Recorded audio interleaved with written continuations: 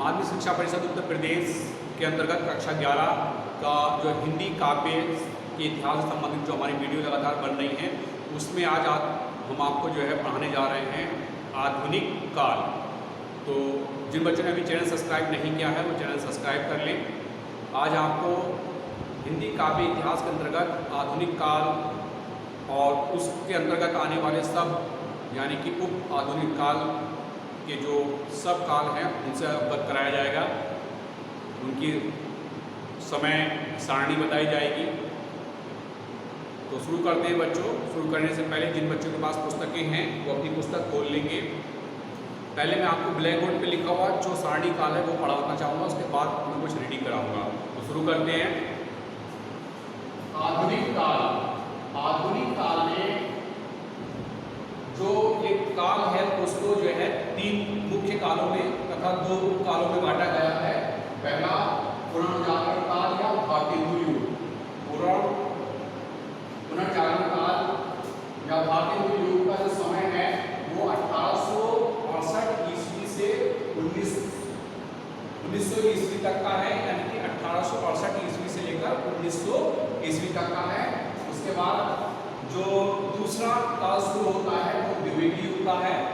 द्विवेदी युग का जो युग है वो सन 1900 ईस्वी से 1922 ईस्वी तक माना जाता है। इसके बाद जो छायावादी युग है वो छायावादी काल जो है सन 1919 से 1943 ईस्वी तक माना जाता है। और इसके बाद जो इसके दो उप काल हैं और में प्रगतिवाद या प्रयोगवाद आता है।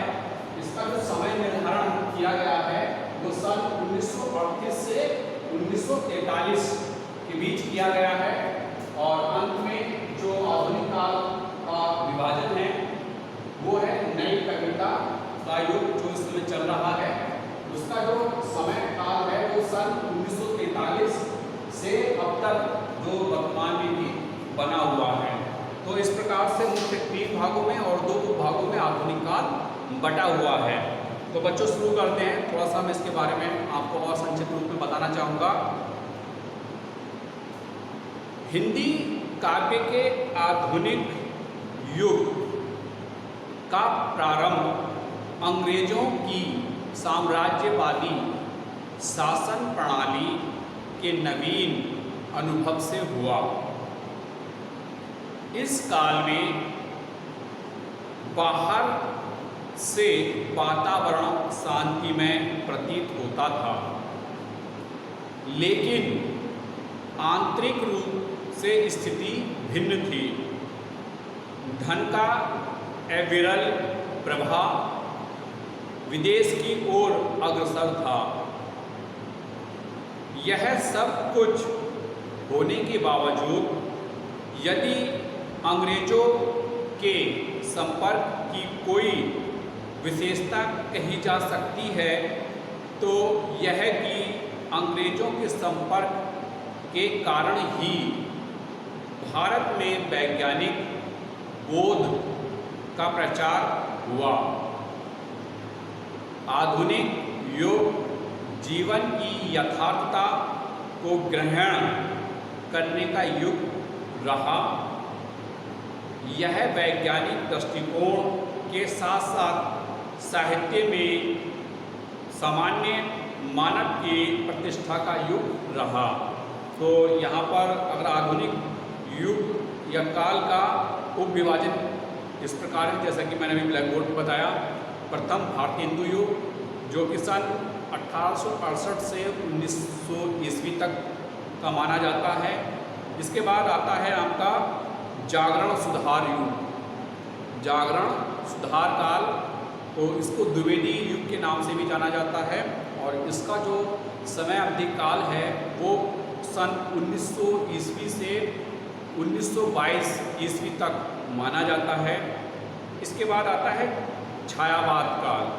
जो छायावाद काल का जो समय अवधि है वो है सन 1919 से सन 1938 के मध्य। अगर इसी में हम दो भाग कर लेते हैं तो पहला बैठता है आपका प्रगतिवाद या प्रयोगवाद। प्रगतिवाद या प्रयोगवाद का जो समय है वो समय निर्धारण किया गया है सन 1938 से सन 1943 तक। और इसके बाद अंतिम जो काल विभाजन का क्रम है वह नवीन कविता का युग है और इसका विभाजन सन 1943 से अब तक जो निरंतर बना हुआ है में माना जाता है। तो ये था बच्चों आधुनिक काल का समय विभाजन। आने वाली वीडियो में मैं आपको पुनर्जागरण भारतेंदु युग के बारे में पढ़ाऊँगा, द्विवेदी युग के बारे में पढ़ाऊँगा और छायावाद काल के विषय में पढ़ाऊँगा। तो बच्चों आज की वीडियो में बस इतना ही। मैं आपको ये ज़रूर बताना चाहूँगा कि जो चीज़ आपको पढ़ाई जा रही है उससे संबंधित कई प्रश्न बोर्ड परीक्षाओं में, विद्यालय स्तर पर की जो परीक्षाएं होती हैं उनमें पूछे जाते रहते हैं। इसलिए इन चीज़ों का अवलोकन करना भी बहुत आवश्यक है। चाहे वो गद्य का इतिहास हो, हिंदी गद्य का इतिहास हो या हिंदी काव्य का इतिहास, उससे हमें परिचित होना अति आवश्यक होता है। इसी के क्रम में आपको ये वीडियो बना के भेजी जा रही हैं जिससे कि आप जो है इनका अवलोकन कर लें। अवलोकन करने मात्र से ही आप जो है इतिहास से अवगत हो जाएंगे कि काव्य का क्या इतिहास था किस काल में। और आप आने वाले जो रचनाएं लेखकों के और कवियों के द्वारा पढ़ेंगे तो उनसे आपको उसे पढ़ने में रुचि भी हो जाएगी और उसके साथ साथ आपको वो बोधमय भी हो जाएंगी। तो बच्चों आज की वीडियो में बस इतना ही। मिलते हैं नेक्स्ट वीडियो में, जब तक के लिए हैव ए नाइस डे।